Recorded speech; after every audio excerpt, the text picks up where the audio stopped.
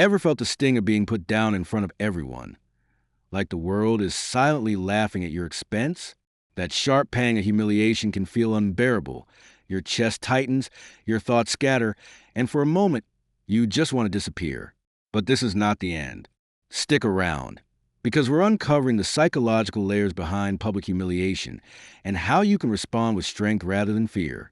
By the time this video ends, you'll understand the mechanisms that make humiliation so painful, how your mind reacts in those moments, and most importantly, actionable ways to reclaim your dignity and turn the experience into personal growth.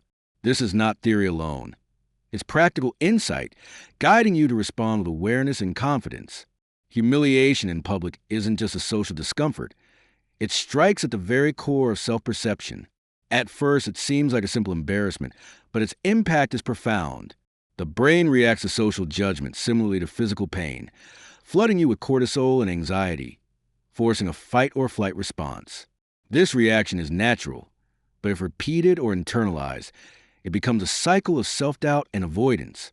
People often respond by shrinking back, smiling nervously or seeking approval, but this only reinforces the cycle. The deeper issue isn't the act of being humiliated, it's how we interpret internally.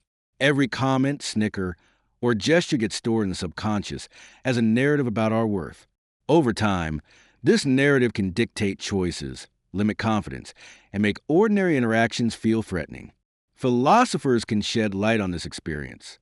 Friedrich Nietzsche, the German philosopher, explored the struggle of overcoming shame and using suffering as a path to empowerment. Michel de Montaigne, the French essayist, reflected on human fragility and the tendency to overvalue the opinions of others. Soren Kierkegaard, the Danish thinker, spoke about existential anxiety, the silent fear of inadequacy that drives avoidance. Simone de Beauvoir, the French existentialist, emphasized personal responsibility and the freedom that comes from consciously choosing how to respond to life's trials. When humiliation strikes, it triggers a complex interplay of emotion and cognition.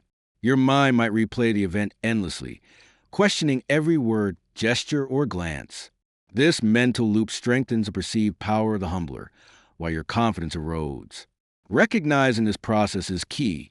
The root problem isn't the people or the act itself. It's the emotional reaction that gives it weight. So how can you reclaim control? First, recognize the triggers, specific environments, people, or past experiences that amplify your vulnerability. Naming them reduces their unconscious grip. Next, build a mental buffer. Practice reframing thoughts, reminding yourself that one moment does not define your value. Physical grounding helps too. Breathing exercises, brief walks, or muscle relaxation can reduce immediate stress. Journaling allows you to separate emotion from judgment and reflect on recurring patterns. Developing small rituals of confidence, like pausing before responding or rehearsing assertive statements, reinforces self-efficacy. Self-compassion is vital. Every misstep or uncomfortable moment is part of learning.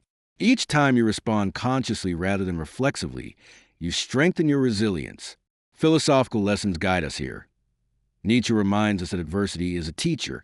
Montaigne highlights human vulnerability. Kierkegaard shows the importance of facing internal fear, and Beauvoir teaches that freedom comes from conscious action, not reaction. Integrating these insights transforms humiliation from a source of weakness into an opportunity for growth. Humiliation is inevitable, but being defined by it is optional. Understanding the psychological roots, responding intentionally, and cultivating resilience are your tools. Philosophers like Friedrich Nietzsche, Michel de Montaigne, Soren Kierkegaard, and Simone de Beauvoir offer enduring wisdom. Face the discomfort, act with awareness, and reclaim your power. If this video helped you understand how to turn public humiliation into personal strength, hit subscribe on Cloud Wisdom. Stay tuned for more insights on self-mastery, emotional resilience, and philosophical guidance for modern life. Your growth starts now.